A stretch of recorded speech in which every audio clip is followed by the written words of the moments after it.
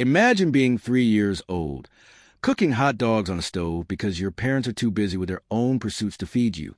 Now imagine that same scenario ending with you engulfed in flames, requiring skin grafts, and your parents checking you out of the hospital early because they don't believe in conventional medicine. This isn't fiction. This was Jeannette Walls' reality, and it's just the beginning of one of the most jaw-dropping memoirs ever written. Today, we're diving deep into The Glass Castle, a story that will fundamentally challenge everything you believe about family, survival, and the complicated nature of love. Welcome back to our literary deep dive series. I'm your host, and today we're exploring a memoir that's been over 260 weeks on the New York Times bestseller list, touched millions of readers worldwide, and sparked intense debates about parenting, poverty, and resilience. The Glass Castle by Jeannette Walls isn't just another memoir. It's a masterclass in complex storytelling that refuses to paint its subjects as simple heroes or villains. Published in 2005, this memoir chronicles Walls' unconventional, poverty-stricken childhood with her deeply dysfunctional yet oddly charismatic parents. Her father, Rex, was a brilliant, alcoholic dreamer who promised to build his family a glass castle. Her mother, Rose Mary, was an artist who seemed more interested in painting than feeding her 4 children. Together, they created a childhood that was equal parts magic and nightmare. Let's start with Rex Walls, perhaps one of the most complex father figures in modern literature. Rex was a man of contradictions, brilliant enough to solve complex mathematical equations in his head, charismatic enough to charm anyone he met, yet so deeply flawed that he'd steal his children's money to buy alcohol. He taught Jeannette physics and geometry when she was barely old enough to read, instilling in her a love of learning that would eventually be her salvation. But he also disappeared for days on drinking binges, leaving his family to fend for themselves. The glass castle itself, Rex's grand architectural dream, becomes a perfect metaphor for his relationship with his children. It represented all his promises, his potential, his love for them. But like most of his promises, it remained forever in the blueprint stage. Rex would spend hours drawing up plans, calculating load-bearing walls, designing solar panels before they were mainstream, showing his children that he was more than just a drunk. He was a dreamer, an inventor, a man trapped by his demons but still reaching for something beautiful. Rose Mary Walls presents an equally fascinating study. An artist and writer who held a teaching degree but despised teaching. She believed that suffering was good for children's character development. She'd hide chocolate bars while her children starved, refused to work even when the family was homeless, and insisted that being poor was a choice they were making for their freedom. Her philosophy of life was both infuriating and oddly liberating. She refused to be bound by societal expectations, even when those expectations included basic childcare. The early years of Jeannette's life read like an adventure novel written by someone who doesn't quite understand child safety. The Walls family lived a nomadic lifestyle, moving from desert town to desert town across Nevada, Arizona, and California. Rex called it doing the skedaddle, their way of outrunning bill collectors, the law, or simply Rex's latest mistake. These years were characterized by a strange kind of freedom. The Walls children, Lori, Jeannette, Brian, and later Maureen, ran wild in the desert, collecting rocks, exploring abandoned mines, and learning to be self-sufficient in ways most children never need to be. They slept under the stars, not because they were camping, but because they were homeless. They learned to identify edible plants not for fun, but for survival. One particularly telling incident involves the family's stay in the Mojave Desert. They were living in a wooden shack with no indoor plumbing or electricity. Jeannette found a ring in the dirt and gave it to her mother, who had it appraised and discovered it was a genuine diamond worth a considerable sum. The children begged Rose Mary to sell it and buy food, maybe pay the electric bill. Instead, she kept it, arguing that it would improve her self-esteem, which was worth more than food or electricity. This moment encapsulates the maddening priorities of the Walls' parents. Philosophical and artistic ideals always trumped basic necessities. If the desert years had a certain romantic, bohemian quality to them, the families moved to Welch, West Virginia, Rex's hometown, stripped away any remaining glamour from their poverty. They moved into a dilapidated house that lacked basic amenities. No running water, no heat, and eventually no electricity. The roof leaked so badly that the children would wake up covered in snow during winter. The house was literally falling apart around them, much like the family itself. In Welch, the children faced not just poverty but active neglect and danger. They were bullied mercilessly at school for their shabby clothes and obvious poverty. They dug through garbage cans at school for food, rationed their lunch money to make it last weeks instead of days, and learned to steal food from classmates when necessary. The hunger was constant, gnawing, shaping their every decision. Rex's alcoholism worsened dramatically in Welch. Perhaps being back in his hometown, confronting his own abusive childhood and failed dreams, pushed him deeper into the bottle. He'd disappear for days, sometimes weeks, returning broken. In one of the memoir's most heartbreaking scenes, he steals the money Jeannette and Lori had been saving for years to escape Welch, money they'd hidden carefully and accumulated penny by penny. The betrayal was devastating. Yet Jeanette's writing maintains a strange compassion for her father even in this moment. Rosemary, meanwhile, seemed to sink into a deep depression, though she'd never call it that. She'd stay in bed for days, refusing to go to her teaching job even though it was her only source of steady income. She claimed she needed to focus on her art, that she was destined for greatness, while her children literally ate pace at school because it was the only food available. What makes A Glass Castle truly remarkable is not just the dysfunction it describes, but the incredible resilience and solidarity of the Walls children. They formed their own survival unit, protecting each other, pooling resources, and eventually planning their escape with military precision. Lori, the eldest, was a visionary who first imagined a life beyond Welch. She saved every penny, did homework by candlelight when they had no electricity, and clung to the promise of art school in New York like a lifeline. Jeannette became the planner, the organizer, the one who figured out the practical steps needed to escape. Brian protected his sisters physically, fighting off bullies and predators. Even little Maureen, born years after the others, learned to charm families in the neighborhood to get invited for dinner. The children's escape plan was methodical and took years to execute. First, Lori would graduate and move to New York. She'd get a job, save money, and create a landing spot. Then Jeannette would follow, then Brian, and finally, they'd rescue Maureen. It was a plan born of desperation, but executed with discipline their parents never showed. Jeanette's arrival in New York at 17 marked the beginning of her transformation. She finished high school while working at a Wall Street firm, put herself through Barnard College, and eventually became a successful journalist, working for MSNBC, New York Magazine, and other prestigious publications. The contrast between her childhood and her adult success is stark, almost unbelievable.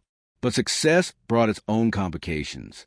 Jeannette found herself living a double life, attending fancy parties and living on Park Avenue while her parents were homeless in New York City.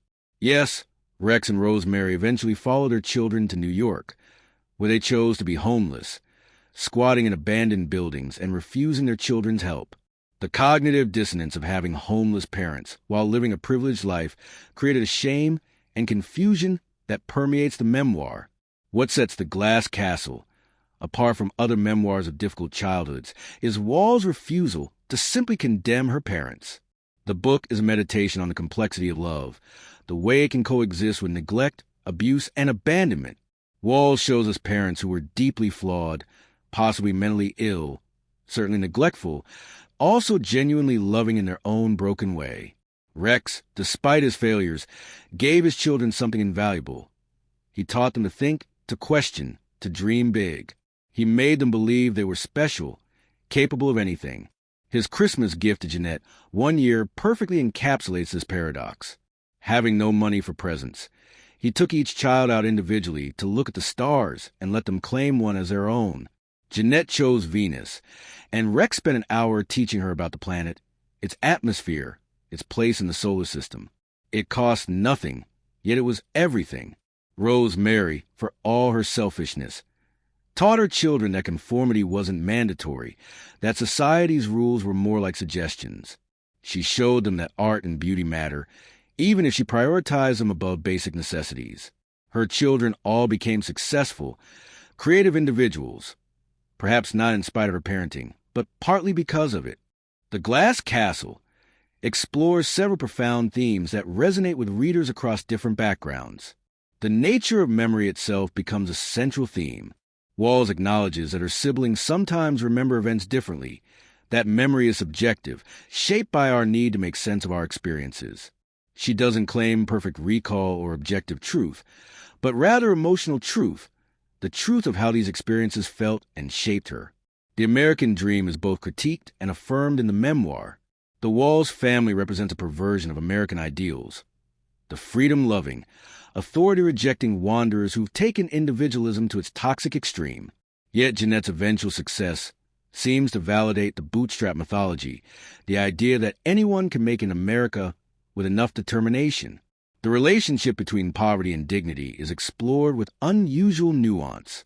The Walls' parents chose poverty, at least to some extent, rejecting the rat race and conventional success. But their children experience poverty as trauma, as limitation, as something to escape. The memoir asks, is poverty more bearable when it's a choice? Does that make it less damaging to children who have no choice? One of the most striking aspects of the memoir is a complete reversal of parent-child roles. From early childhood, the Walls' children were parenting themselves and, increasingly, their parents. They budgeted money, planned meals, got themselves to school, and eventually tried to manage Rex's alcoholism and Rosemary's mental health issues. This reversal created a confusing dynamic where the children felt simultaneously abandoned and overly responsible. They couldn't be children because they were too busy surviving, yet they couldn't fully be adults because they were, in fact, children. This liminal space, neither child nor adult, created lasting psychological impacts that Walls explores with sensitivity. Since its publication, The Glass Castle has sparked intense debate about parenting, poverty, and privilege. Some readers see Rex and Rosemary as abusive parents who should have had their children removed by Child Protective Services. Others see them as free spirits who gave their children unusual gifts despite their flaws. The memoir has been criticized by some for its seemingly forgiving tone toward parents who were clearly neglectful. How can Walls write with such compassion about parents who let their children go hungry, who expose them to danger, who prioritize their own desires over their children's basic needs? This criticism misses the complexity Walls is trying to capture, the fact that love and damage can come from the same source, that parents can simultaneously be the wound and the gift. Others have praised the memoir for exactly this complexity, for refusing to reduce difficult experiences to simple narratives of victim and perpetrator. Walls shows us that healing doesn't always require condemnation, that understanding can coexist with acknowledgement of harm. From a craft perspective, The Glass Castle is remarkably well constructed. Walls uses the glass castle itself as a recurring metaphor that gains meaning throughout the narrative. Initially, it represents Rex's dreams and promises. Later, it becomes a symbol of false hope. Finally, it transforms into something else, a reminder that even broken promises can contain love, that even unfulfilled dreams can inspire. The prose style is deceptively simple, accessible, yet capable of profound emotional depth. Walls doesn't over it or dramatize. She lets the events speak for themselves. This restraint makes the moments of genuine tenderness. Rex teaching Jeannette to swim by literally throwing her in deep water and telling her to sink or swim, then standing by to make sure she swims. All the more powerful. The structure moved between past and present, opening with Jeannette as a successful adult, seeing her mother digging through garbage in New York, then moving back to trace how they all arrived at this point. This structure creates natural suspense. We know where they end up, but how did they get there? The Glass Castle forces us to confront uncomfortable questions about poverty, social services, and family in America. The Walls' children fell through every crack in the social safety net. They were homeless, hungry, neglected, yet no one intervened effectively. Teachers saw the signs but did nothing. Neighbors knew but looked away. The system failed them completely. Yet the memoir also complicates the narrative of intervention. Would the Walls' children have been better off in foster care? They stayed together, protected each other, and all four survived and eventually thrived. The memoir doesn't answer these questions, but forces us to sit with their complexity. The book also challenges our assumptions about homeless individuals. When we see Rosemary digging through garbage in New York, We might assume mental illness, addiction, or tragedy. We wouldn't guess she owns land in Texas worth $1 million but refuses to sell it. We wouldn't guess her children offered her homes, support, help. The memoir reminds us that every person on the street has a complex story we can't imagine. The 2017 film adaptation, starring Brie Larson as Jeannette and Woody Harrelson as Rex, brought the story to an even wider audience. While the film necessarily simplified some of the memoir's complexity, it captured the essential tension between love and neglect that defines the Walls family story. The memoir's impact extends beyond entertainment into education and social work. It's taught in schools and universities, used in social work training programs, and has become a touchstone for discussions about childhood trauma and resilience. Support groups for adult children of alcoholics often reference the book, finding in Jeannette's story a mirror for their own experiences. What can we take from The Glass Castle? Perhaps the most important lesson is that human beings and families are irreducibly complex. The same parents who damage us might also give us our greatest strengths. The same childhood that wounds us might also forge our resilience. The memoir also teaches us about the power of narrative itself. By telling her story, Walls transforms trauma into art, chaos into meaning. She shows us that we don't have to be defined by our worst experiences, but we don't have to deny them either. We can acknowledge harm while also acknowledging love. We can hold multiple truths simultaneously. For those who grew up in dysfunction, the memoir offers a kind of permission. Permission to love imperfect parents. Permission to acknowledge damage without being defined by it. Permission to succeed without survivor's guilt. It shows that escaping poverty or dysfunction doesn't mean rejecting everything about where we came from. The memoir raises but doesn't answer the question of forgiveness. Has Jeannette forgiven her parents? The book suggests that forgiveness might be the wrong framework entirely. Instead, she seems to have reached understanding, acceptance, even a kind of peace. She sees her parents as full human beings, flawed, damaged, but human. This might be the memoir's greatest gift, showing us a path beyond simple forgiveness or condemnation towards something more complex and ultimately more healing. It's not about excusing harm or pretending it didn't happen. It's about understanding the full context, seeing our parents as products of their own trauma and circumstances, and choosing how we want to relate to our history. The Glass Castle remains relevant today because it speaks to universal experiences, the complexity of family, the impact of childhood on adult life, the possibility of transformation. It reminds us that resilience isn't about being unbreakable. It's about being broken and choosing to rebuild again and again. Jeannette Walls took the broken pieces of her childhood, the hunger, the neglect, the broken promises, and built something beautiful from them. Not a glass castle, which would always have been fragile, an illusion. Instead, she built something sturdier, a life, a career, a story that helps others understand their own complicated families. The memoir ends not with resolution, but with acceptance. Rex dies of a heart attack, still dreaming, still broken. Rosemary continues living as she always has, refusing to conform. The children have all found their own ways forward. There's no neat ending, no perfect reconciliation, just a messy, complicated, ongoing process of being a family. In the end, The Glass Castle is a testament to the human capacity to endure, to find meaning in suffering, to create beauty from chaos. It shows us that our stories don't have to be perfect to be valuable, that our families don't have to be functional to be loved, that our childhoods don't have to be ideal to produce something worthwhile. For anyone who's ever struggled with difficult family relationships, who's ever felt torn between love and anger, who's ever wondered if they can transcend their circumstances, The Glass Castle offers hope. Not the false hope of a glass castle that will never be built, but the real hope of human resilience, of the possibility of writing your own story, of building something solid from broken foundations. The glass castle Rex promised to build never materialized, but perhaps that was never the point. The real castle was the strength he unknowingly built his children, the resilience forged in hardship, the bonds created through shared survival. It wasn't made of glass, but something stronger, the unbreakable human spirit that can transform even the darkest experiences into something luminous.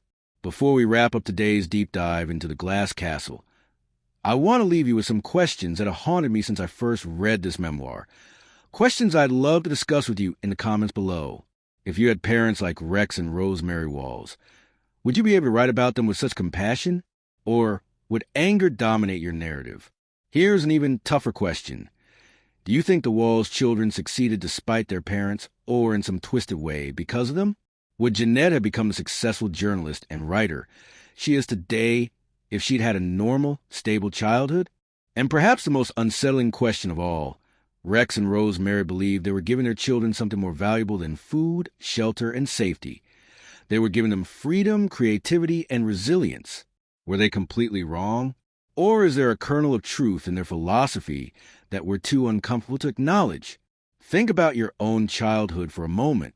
What did your parents give you that you didn't appreciate at the time? What did they fail to give you that you had to find for yourself? And how has that shaped who you become? I'm genuinely curious about your thoughts on this. Is poverty more damaging when it's a choice, as it partly was for the Walls family? Or does choosing poverty somehow make it more bearable, even noble? Should the Walls children have been removed from their parents' care? Or did staying together, despite everything, ultimately save them? Drop your thoughts in the comments. Let's have a real conversation about this. What would you have done in Jeannette's situation? Could you forgive parents who let you go hungry while they pursued their dreams? Could you love someone who consistently chose alcohol over your basic needs?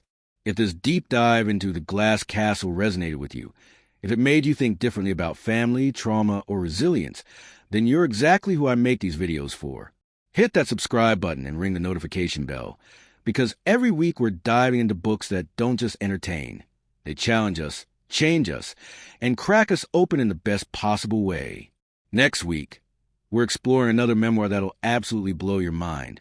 Educated by Tara Westover, another story about escaping a dysfunctional family through education, but with completely different flavor of chaos. Trust me, if the glass castle moved you, you're not ready for what's coming next. And hey, if you've read The Glass Castle yourself, or if this video inspired you to pick it up, let me know in the comments what scene hit you the hardest. For me, it's still that Christmas when Rex gave Jeannette Venus, proving that sometimes the most valuable gifts cost absolutely nothing and everything at the same time. Remember to like this video if it gave you something to think about. Share it with someone who needs to hear that their difficult childhood doesn't define their future. And subscribe to join our community of readers who believe books can change lives. Until next time, keep reading, keep questioning, and remember, sometimes the most broken foundations can support the strongest structures. Your story isn't over yet. You're still building. See you next week. Readers, let's keep diving deep together.